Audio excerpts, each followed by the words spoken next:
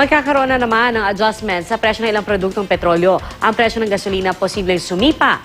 Balitang hatid ni Mav Gonzalez.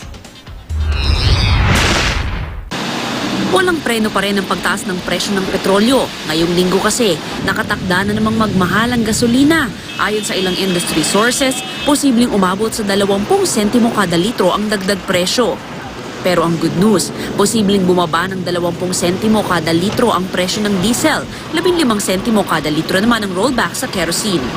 Sa kabuuan ng taong 2013, 26 na beses nagtaas ng presyo ang gasolina o katumbas ng mahigit 17 piso kada litrong dagdag sa presyo nito. Habang 20 beses lang ito nag-rollback, nakatumbas naman ng 14 na pisong bawas. Kung tutuusin, umabot ng 2 piso at 85 sentimo kada litro ang net na dagdag ng presyo ng gasolina. Ang diesel naman, 25 beses nagtaas ng presyo noong 2013. Katumbas yan ng 14 na piso at 65 sentimong dagdag presyo. Sa parehong taon, 17 beses naman bumaba ang presyo nito.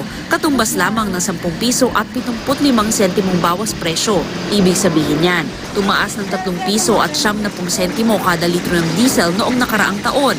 Pero ang Transport Group na akto, binaliwala lang ang posibleng bawas presyo sa diesel. Pampalubag loob lang daw ang napipintong rollback. Nakapagtaas na sila ng ilang beses, mga 3-4 na beses. Kaya yung sistema na ibababa nila ngayon na 20 centavos, hindi pa rin yan makatarungan. Hindi rin katanggap-tanggap ang napipintong rollback para sa grupong Piston. Nagkakasan na raw sila ng kilos protesta ngayong linggo laban sa mga kumpanya ng langis. Mav Gonzalez, GMA News. Mauuna na pong mag-rollback ang Sea Oil at Shell sa ilang produktong petrolyo. Simula mamayang hating gabi, 30 sentimo kada litro ang bawas presyo sa diesel at kerosene. Wala namang paggalaw sa presyo ng gasolina.